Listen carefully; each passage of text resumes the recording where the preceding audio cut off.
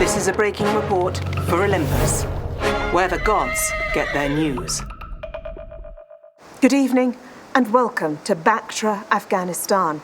I'm standing outside the headquarters of Alexander the Great, where mobile phone footage has just emerged of last Saturday's controversial banquet, which threatens to split the army and court into two hostile camps. I've reported on Alexander since he was made king of Macedon in 336 BC. I witnessed the conquest of Persia, then the most powerful empire in the world. And never in these 9 years have I ever seen Alexander face such a difficult week.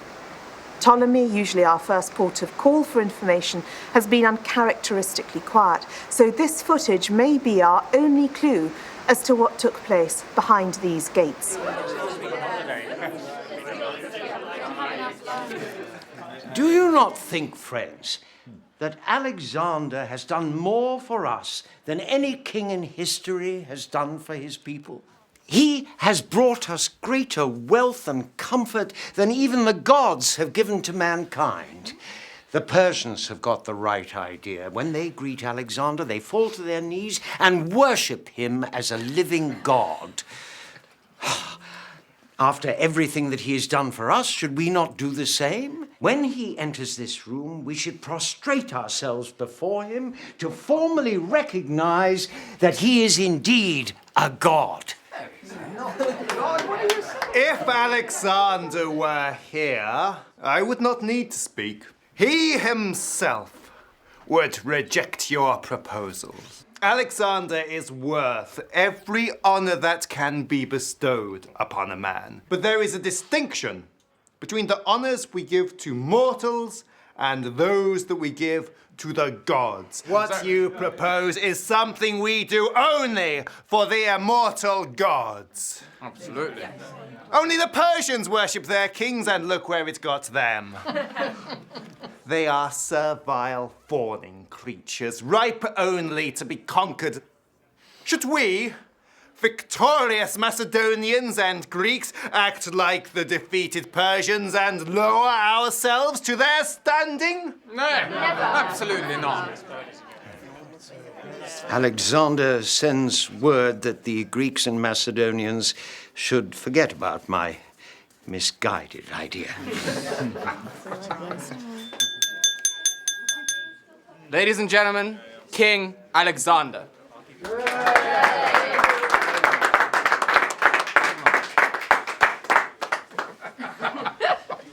Oh, go on. Why don't you beat harder your chin on the floor? Show us how subservient you are. Go on, harder! Look who's laughing now, Leonatus. Feel how easy prostration can be. The Persians want to greet me like this. Why are people like you against it so stubbornly?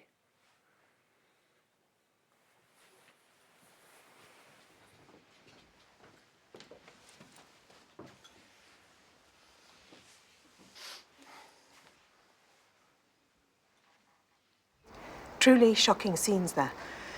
Well, I'm joined now by two of Alexander's Macedonian soldiers, Alpha and Beta. Alpha, you've been with the army a long time, haven't you? I mean, you've been in it since the days of Alexander's father, Philip II. What's your view on all of this? Well, Alexander's gone too far this time. We followed him to the ends of the earth. We died in our thousands for him. And now he wants us to worship him as well? It's disgusting. Well, you say that Alexander wants to be worshipped, but the footage does show that it was Anazarchus who proposed the idea. There's no way he would have suggested it without asking Alexander first. That's just how things work. If Alexander has a problem, he gets a scapegoat to solve it for him. Beta, you're a new recruit, aren't you? What's your take? Alpha's wrong. It's nothing to do with treating Alexander as a god. Though we are nobles, speak and act around Alexander, it's hard to know who is king. He just wants to put them in their place like the Persians. And it's about status and uniting the empire. No, it isn't. Macedonians and Greeks bow before a god in a temple. We don't do it to mere mortals. Well, that's what the gesture means in Greece and Macedonia. But why do the Persians do it?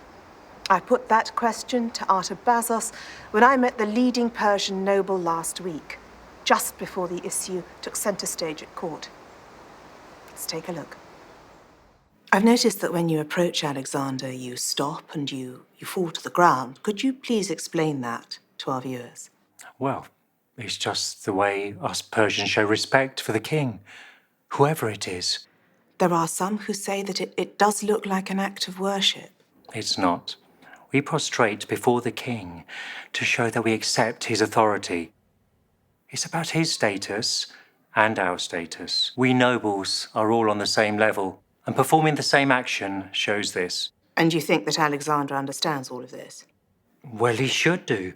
There have been Persians with him since before he left Macedonia, and Persian exiles lived at his father's courts for years.